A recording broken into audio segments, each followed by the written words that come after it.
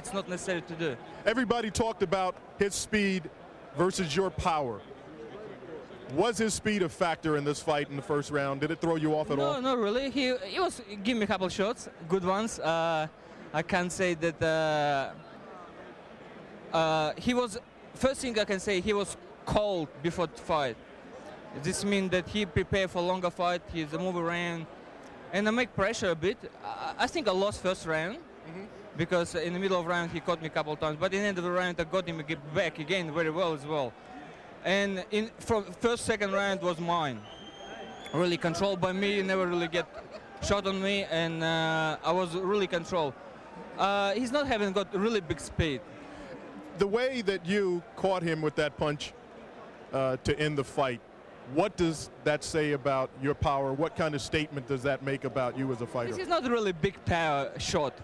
I mean, I've got much heavier punches, but this is right timing, right accuracy, and exactly right time. And this is all about. You're doing this, you're preparing yourself for this particular moment, and hours, like I said, hours and hours for training to make this happen. If it never happened if I didn't train so hard, it's never happened if I bludge myself or give myself any excuse. What does it mean to you to be the undisputed 140-pound champion of the world? I become history in Australia, definitely, in Russia, definitely, and for a long, long time we never had the super lightweight champion of the world in this division, and I'm here again, and I put myself in best pound-for-pound boxers in the world right now because I am one of the three who has got all three belts. The way that this fight ended, the controversy that's going to come out of this, will you give him a rematch, and does he deserve a rematch? Do you remember in the press conference we asked the same questions to him? Winner take all.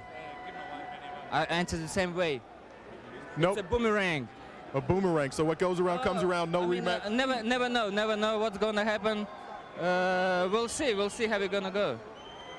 Thank you very much. Congratulations on your victory. Enjoy. Thank you very much. Back to you, Steve. All right, Tim, a jubilant Tszyu, understandably so, after you unifying the 140-pound division and living up to the theme of his ring walk music. I'm going to knock you out, but he does it in a shocking upset here. We're attempting to get a word with other people like Zabjuda. The referee, Jay Nady, will get clarification on the rule from Executive Director of the Nevada State Athletic Commission, Mark Ratner. But let's lead Bobby Ches into some telestrator work of the knockdown. Bobby? We're going to see here, Tszyu always coming forward, putting pressure on. He throws a nice right hand here, but Judah leans out of the way of it, doesn't get hit by it, but his hands are still down. Tszyu coming forward, and Judah again, he leans out of the way of it. That one doesn't hit him, but you see those hands down? Now when we get over here, Tszyu again is coming forward. This right hand catches the very tip of the jaw right here of Zabjuda, and watch his head snap.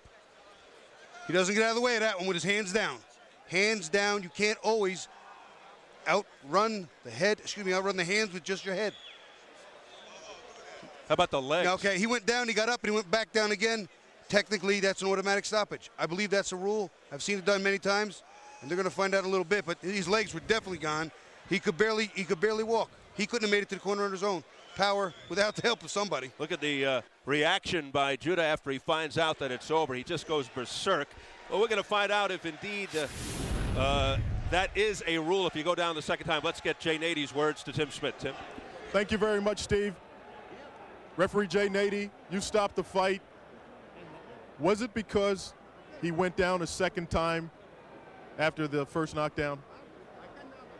There was only one knockdown. He went down twice, but the reason I stopped the fight was because he was almost unconscious when he went down the first time, and his equilibrium was so bad the second time that I was concerned about the second concussion syndrome, and I thought that if he got hit again, he might have some real damage.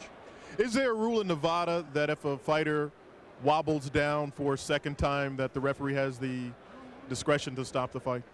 The referee has the discretion to stop the fight at any time. Well, let me rephrase that. do you have to stop the fight? Is it a must that you stop the fight?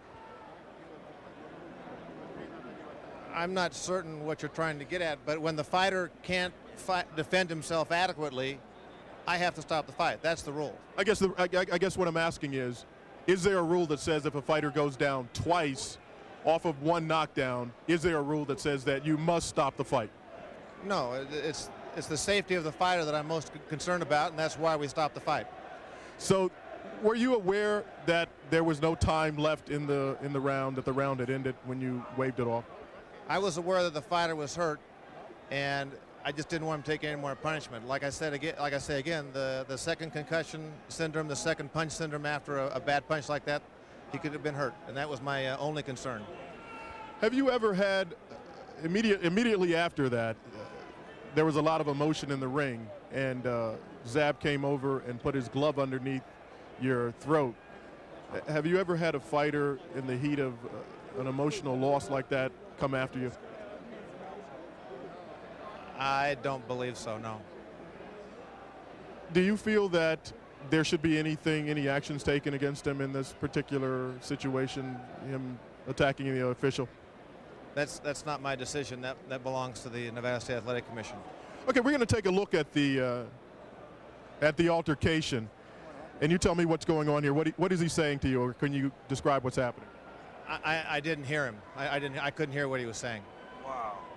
But you sort of see that he's attacking you, and he's just sort of lost it. I mean, were you concerned about your safety at this point? No. And do you feel that any action should be taken against him? Again, that's not my decision, and I don't have an opinion. But would you like to see any action taken against him? I don't like to see anything. Okay, a controversial ending, Steve, and this will be talked about for a long time. And you know, we're going to try to get a word from Zab Judah. Thanks, Steve. All right, thank you, Tim. Boy, right there in the heat of the battle, that's not an easy task for Tim Smith, doing an excellent job in interrogating Jay Nady, and I guess we got clarification of that rule.